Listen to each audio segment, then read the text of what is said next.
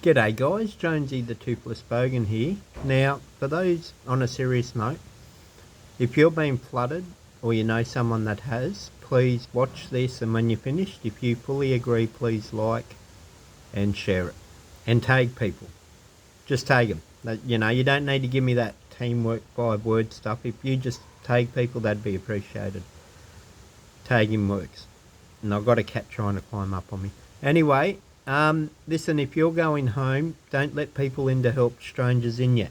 Do not let strangers in to just clean up. The first thing you need to do is secure your property. Now, you're going to say, secure it, I've just been flooded.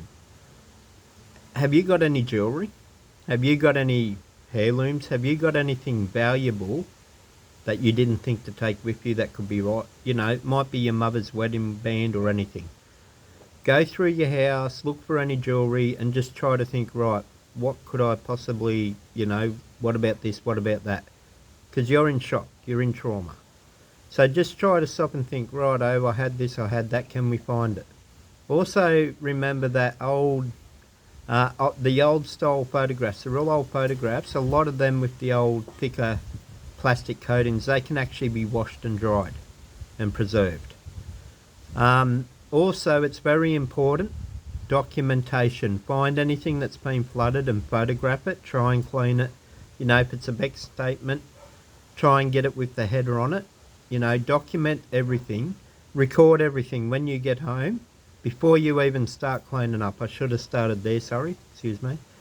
As soon as you get home, first things first, go through with a video and record the inside, the outside, everything. Zoom in on medical equipment that could have been flooded and damaged things, that are specific and clearly damaged. Water mains, things like that. Photograph everything, document everything. Ensure, and then once you go through and also get that paperwork, your rates notice, your rent receipt, photograph everything. Don't just put it on a shovel and chuck it out. Put it in a bag first and then put general rubbish in and then put it out. If you just chuck it out, people can still read it. And that's why it's important that you secure your flooded property first, in that you secure valuable items.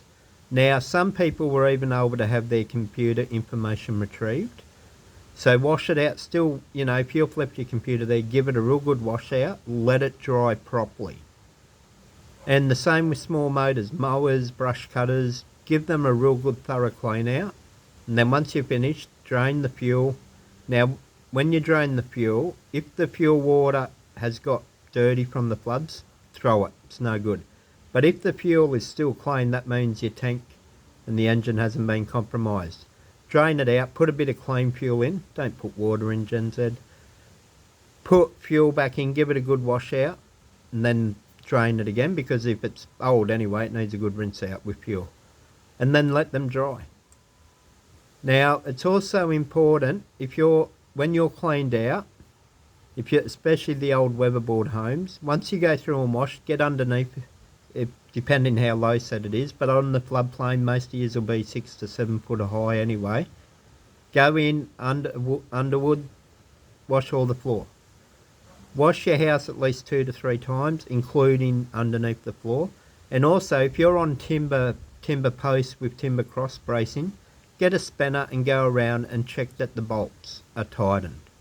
A lot of them may be loose, or if you noticed your house is, even in general, if you're on timber poles with the timber braces, most of them will be bolted. Go and check that they're tight. And if you got the big tap screws, just check everything's tight.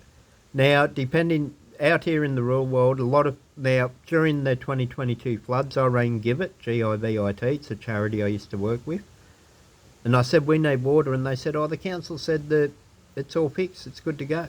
I said, no, not from the meter to the property. That's the ratepayer's responsibility. Her response was, in Sydney, they do it all for us. I said, well, in the real world, in regional New South Wales, the ratepayers pay for it. So if your water mains are being damaged, get a plumber. If you're moving back to the property and living in a caravan or whatever, get a plumber to put a tap in at the meter for you. In the meantime, if the power company do what they've done in Lismore, they're going to put a double power point in for you.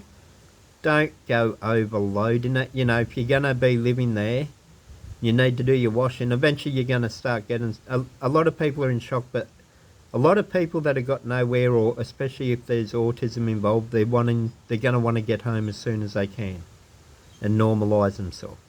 So yeah, if you end up with 2 PowerPoints, just remember, if you're going to put the washing machine on, don't have anything else on. Just unplug the fridge, make sure no one opens it for that time. Just, you know, use common sense as well, guys, especially when you're cleaning up. Be careful, because there's going to be things that'll be in your yard that were not there beforehand. There's going to be a lot of dangerous, dirty material about, so be very careful and make sure you wear proper PPE when it comes to this stuff. It's not worth it. One person I know, he ended up with leg infections from 2017, going around helping people, and it's like he just wasn't being, you know, he just did something because his legs ended up all yucky. So afterwards, ensure you wash properly, wash your clothes properly, clean yourself properly. It's very important because you don't want the germs or the bacteria. Anyway, I'll drop another video very soon to do with the autistic side and a bit more on aftercare, mental health, and also common sense things to consider as well. Now remember, Lifeline 13 11 14.